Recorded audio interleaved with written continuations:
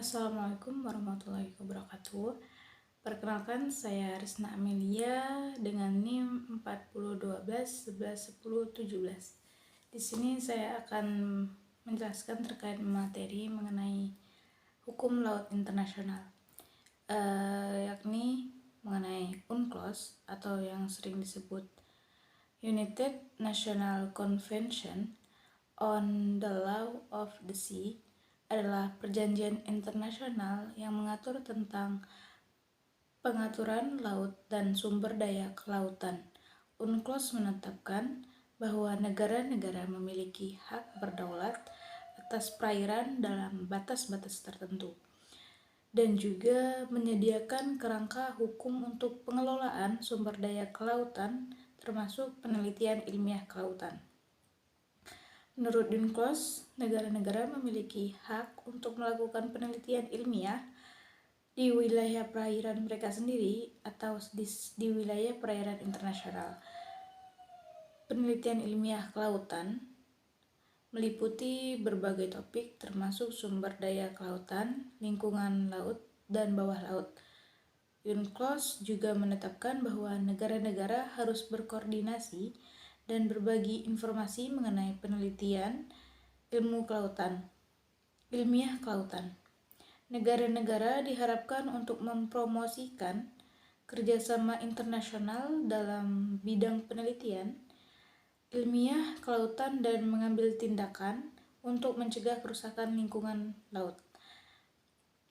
Menurut Konvensi Hukum Laut PBB 1982 atau biasa disebut UNCLOS 1882, penelitian ilmiah kelautan diatur sebanyak 28 pasal di bab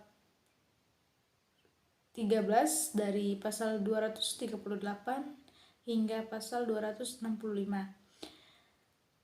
Menggambarkan secara jelas kerangka hukum di mana semua kegiatan penelitian harus dilakukan untuk mempromosikan studi tentang lingkungan laut yang dinyatakan dalam pembukaan konvensi. Akan tetapi di dalam UNCLOS 1988 sendiri tidak diatur mengenai definisi yang pasti mengenai penelitian ilmiah kelautan. Di dalam Konferensi Hukum Laut kedua, Komite 3 berdialog di atas pengertian dari penelitian ilmiah kelautan. Saat itu penelitian ilmiah kelautan dideskripsikan sebagai scientific research in the world ocean.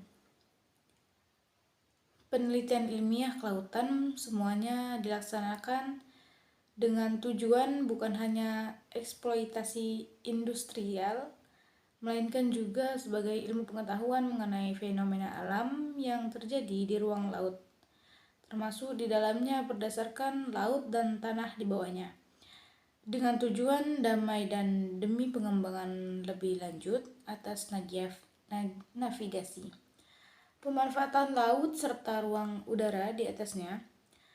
Aturan umumnya adalah bahwa semua negara, baik negara pantai maupun bukan, memiliki hak, yaitu mereka dimungkinkan melakukan penelitian ilmiah kelautan dengan memperhatikan hak dan kewajiban negara lain.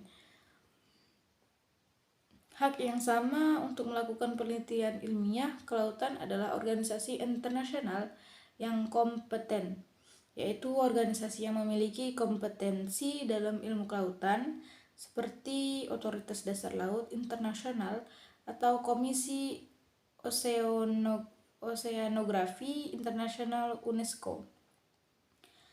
Hak untuk melakukan penelitian ilmiah tersebut secara langsung terkait dengan kewajiban, yaitu dalam rangka menggalakkan dan memfasilitasi penelitian ilmiah kelautan.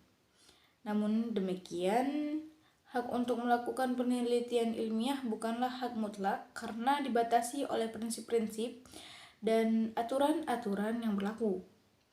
Dengan demikian, penelitian ilmiah ini wajib dilakukan secara eksklusif dengan tujuan damai, sesuai dengan metode dan sarana ilmiah yang sejalan dengan konvensi dan peraturan di bawah konvensi, termasuk untuk perlindungan dan pelestarian lingkungan laut. Gagasan umum tentang penelitian ilmiah kelautan adalah bahwa semakin dekat ke negara pantai suatu penelitian, semakin besar kekuatan negara pantai untuk mengendalikan kegiatan penelitian. Oleh karena itu, di dalam laut teritorial negara pantai, sebagai negara berdaulat penuh, memiliki kendali penuh atas kegiatan penelitian ilmu kelautan. Yurisdiksi ini bahkan tidak dibatasi oleh hak lintas damai, karena secara tegas ditentukan bahwa melakukan penelitian ilmiah secara lintas melalui perairan teritorial melunturkan hak lintas damainya. UNCLOS memperluas pengetahuan penelitian ilmiah di dalam zona ekonomi eksklusif. Meski begitu, rezim yang mengatur penelitian ilmiah baik di ZEE maupun di landas kontinen lebih rumit daripada pengaturan di laut teritorial, karena persetujuan negara pantai harus memperhatikan beberapa kondisi yang dicantumkan di dalam negara konvensi. Lebih lanjut, di dalam zona maritim ini, negara pantai memiliki yurisdiksi atas penelitian ilmiah dan hak untuk mengatur, mengizinkan dan melakukan kegiatan penelitian. Persetujuan atas kegiatan penelitian ilmiah juga membutuhkan persetujuan negara ketiga atau organisasi internasional. Negara pantai dalam hal ini tidak mempunyai kewenangan yang tidak terbatas untuk tidak memberikan persetujuan tersebut. Aliansi analisisnya mengenai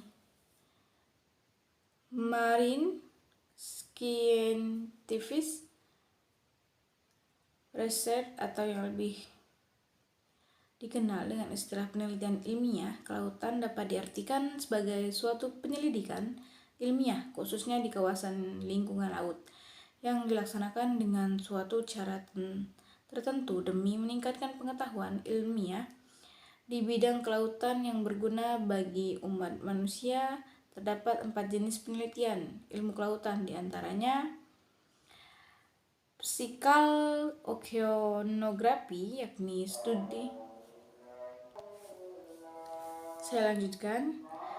studi yang membahas tentang ombak, pasang surut, arus maupun perubahan suhu.